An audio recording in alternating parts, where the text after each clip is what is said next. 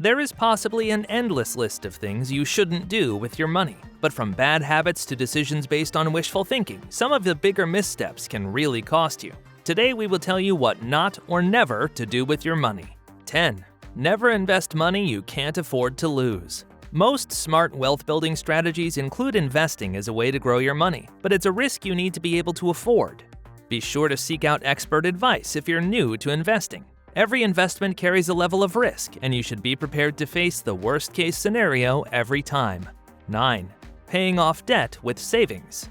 You may be thinking that if your debt is costing 19% and your retirement account is making 7%, swapping the retirement for the debt means you will be pocketing the difference. But it's not that simple. In addition to losing the power of compounding, it's very hard to pay back those retirement funds, and you could be hit with hefty fees. With the right mindset, borrowing from your retirement account can be a viable option, but even the most disciplined planners have a tough time placing money aside to rebuild these accounts.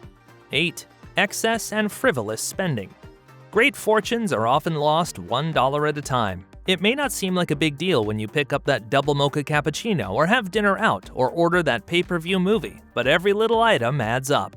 Just $25 per week spent on dining out costs you $1,300 per year, which could go toward an extra credit card or auto payment or several extra payments. If you're enduring financial hardship, avoiding this mistake really matters. After all, if you're only a few dollars away from foreclosure or bankruptcy, every dollar will count more than ever. 7. Never-ending payments. Ask yourself if you really need items that keep you paying every month, year after year. Things like cable television, music services, or high-end gym memberships can force you to pay unceasingly but leave you owning nothing. When money is tight, or you just want to save more, creating a leaner lifestyle can go a long way to fattening your savings and cushioning yourself from financial hardship. 6. Living on borrowed money. Using credit cards to buy essentials has become somewhat commonplace, but even if an ever-increasing number of consumers are willing to pay double-digit interest rates on gasoline, groceries, and a host of other items that are gone long before the bill is paid in full, it's not wise financial advice to do so. Credit card interest rates make the price of the charged items a great deal more expensive. In some cases, using credit can also mean you'll spend more than you earn. 5. Never put all your money in illiquid investments. You should be keenly aware of when and how you can get to your money, even more so if you make the decision to put a large portion of your assets in something that restricts access. Individual stocks, mutual funds, and exchange-traded funds have a high degree of liquidity. By contrast, illiquid investments are those that cannot be sold quickly without incurring a significant loss in value. Examples include non-traded real estate investment trusts, some collectibles, and more. 4. Never lose track of your money. Turning a blind eye to personal expenses and income is definitely a no-no. You should always be aware of how much money you're spending, how much money is coming in, and what your financial goals are. Keeping a budget that includes your income and expenses is a great way to find out what is happening with your money alongside how much money you really have. 3. Never buy too much company stock.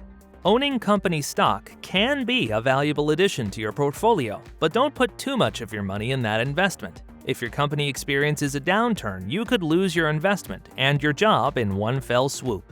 A good rule of thumb is to limit your company stock exposure to 10% of your total net worth, he said. 2.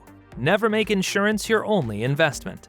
Cash value life insurance is often pitched as a retirement savings vehicle to high-earning business owners and professionals. While this might be a viable solution in some cases, it is generally a better idea for these folks to take advantage of more traditional retirement vehicles such as a 401k. Insurance as an investment is rarely, if ever, a good idea. It's an especially bad idea for those just getting started. Your focus should be on creating an emergency fund, creating liquidity, and contributing to your retirement. Focus on buying term and investing the difference. Number 1. Never be unintentional with your money. It's important to pay close attention to your money and your budget, financial coach and motivational speaker Melissa Thomas said. Savings accounts need to be labeled for their intended purpose, she said. For example, you might have a separate account for your emergency fund and another to save for the holidays. Accounts for long-term goals like retirement or college should be kept separate and never be mingled with the shorter-term goals. Do let us know in the comments if you found this video helpful. Thanks for watching.